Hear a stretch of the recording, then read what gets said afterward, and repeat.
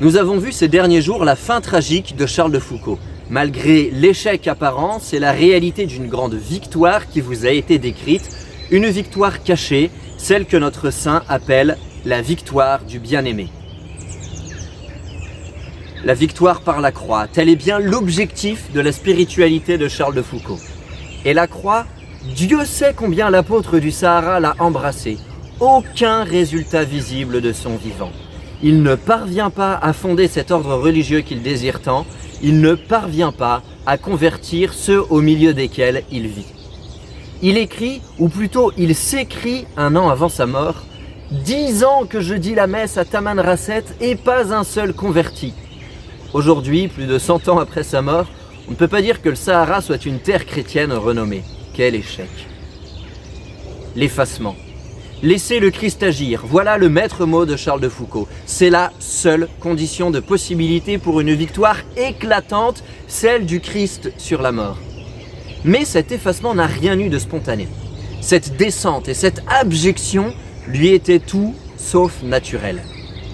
Quand on pense à ce qu'il avait été, combien briller aux yeux du monde par les fêtes lui avait été important, comment il avait désiré prouver sa valeur lors de son expédition marocaine, alors on comprend mieux quelle foi inouïe il a fallu à cet homme pour employer ses armes spirituelles. Mais ce chemin n'a rien eu de facile à suivre. L'échec matériel dont lui-même était le vivant témoin, Charles de Foucault l'a également vécu au plus profond de lui-même, au niveau spirituel. Je le cite. « Sécheresse et ténèbres, tout m'est pénible. Sainte communion, prière, oraison, tout, même de dire à Jésus que je l'aime. Il faut que je me cramponne à la vie de la foi, si du moins je sentais que Jésus m'aime.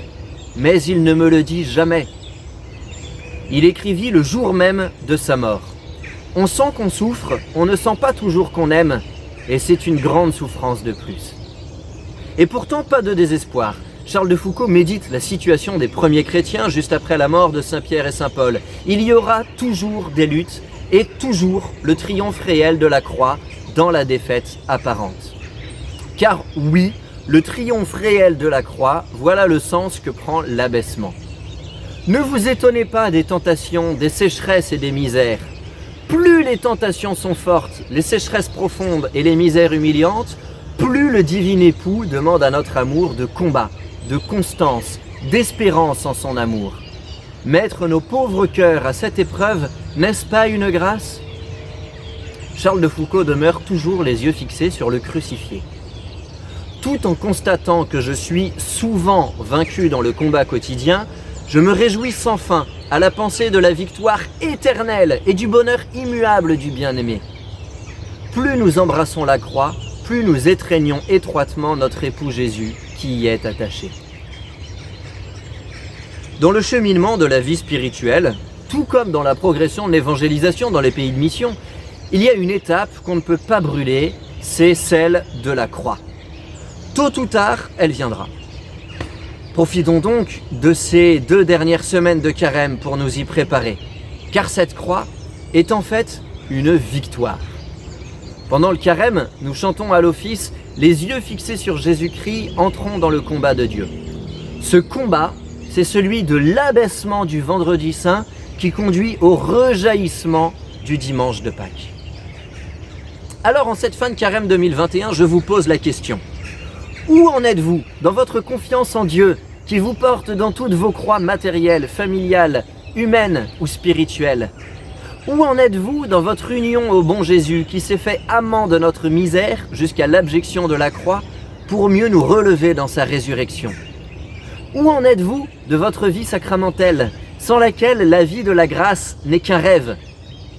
Où en êtes-vous enfin de vos résolutions prises le mercredi des cendres dans le seul but de mieux vivre la victoire du bien-aimé sur le champ de bataille de votre âme? Courage, chers amis! Cet idéal de spiritualité que nous propose le bienheureux Charles de Foucault n'est pas réservé à des âmes d'élite. Il est le lot de tout chrétien. Vivre de la foi, de l'espérance et de la charité. Voilà ce pourquoi nous sommes faits. Voilà ce qui rend réellement heureux.